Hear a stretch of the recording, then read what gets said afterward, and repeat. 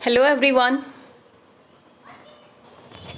So today we'll read topic discovery of neutron. तो neutron की discovery किसने की थी? चैडविक में.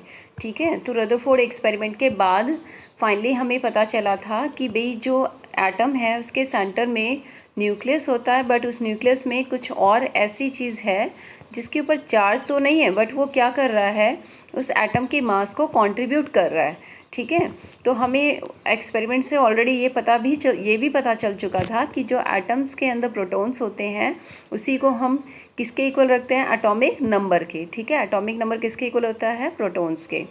बट जो एटम का मास था वो एग्जैक्टली उन प्रोटॉन्स के इक्वल नहीं था. इट मीन्स न्यूक्लियस के अंदर कुछ और भी ऐसी चीज़ है जो उसके मास को कंट्रीब्यूट कर रही है, बट उसके ऊपर कोई चार्ज नहीं है. ठीक है. क्योंकि हमने ये पता लगा लिया था कि जो न्यूक्लियस के अराउंड इलेक्ट्रॉन्स होते हैं उनके ऊपर चार्ज कैसा होता है? नेगेटिव. भी एटम न्यूट्रल है तो किसकी वजह से है? उस इलेक्ट्रॉन्स और प्रोटॉन्स की वजह से. पर उसका मास क्यों ज़्यादा आ रहा है? ठीक है.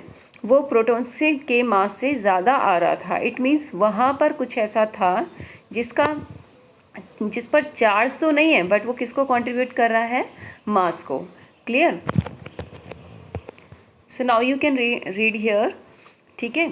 The nucleus contains some other particles also that contribute to the mass and not charge. Therefore it is called neutrons. Clear? तो उसने उसी को क्या बोल दिया था? न्यूट्रॉन्स.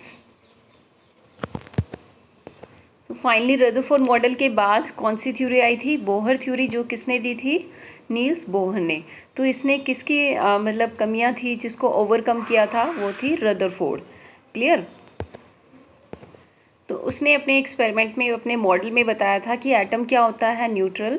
ठीक है. जिसमें नंबर ऑफ प्रोटॉन्स किसके इक्वल होते हैं? इलेक्ट्रॉन्स के. भी जितने प्रोटॉन्स हैं उतने ही क्या हैं? इलेक्ट्रॉन्स.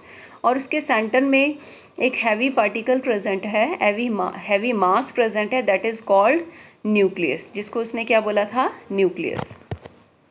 नेक्स्ट पॉइंट में उसने बताया था कि न्यूक्लियस के अराउंड कुछ शेल्स प्रेजेंट होते हैं जिसको उसने रिप्रेजेंट किया था किससे?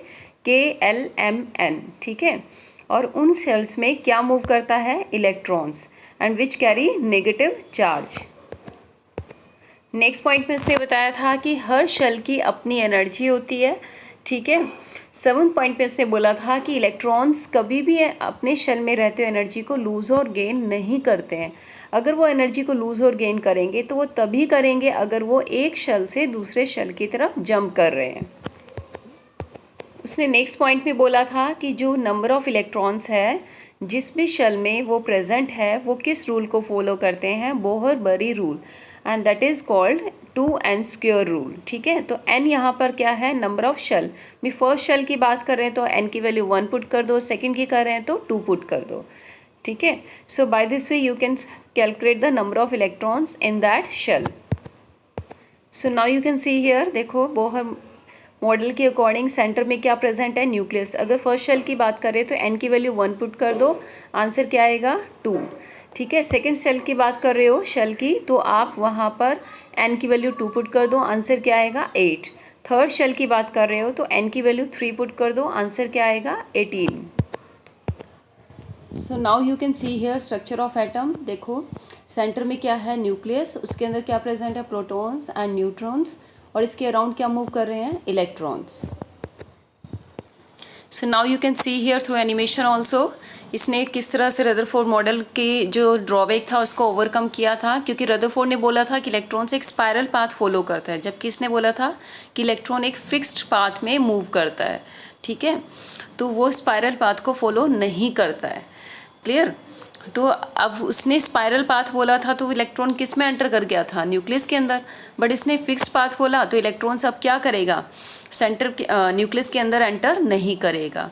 उसके जो न्यूक्लियस के अराउंड जो शेल थे उसने इसको क्या नाम दिया था? KLMN. ठीक है. So you can see here the difference between Rutherford model of atom and Bohr model of atom. Rutherford का जो इलेक्ट्रॉन है वो स्पाइरल पाथ फॉलो कर रहा है. ठीक है. और वो फाइनली किस में एंटर कर जाएगा? न्यूक्लियस में. जबकि इसने कैसा बोला था बोहर ने? कि एक circular path. Clear?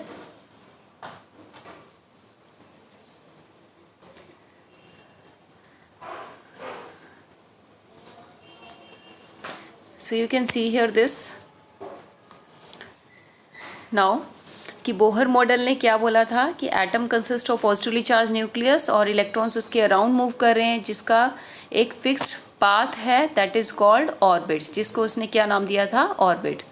And energy of these orbits having a fixed value, उसकी वैल्यू कैसी थी, fixed, and that is called KLMN.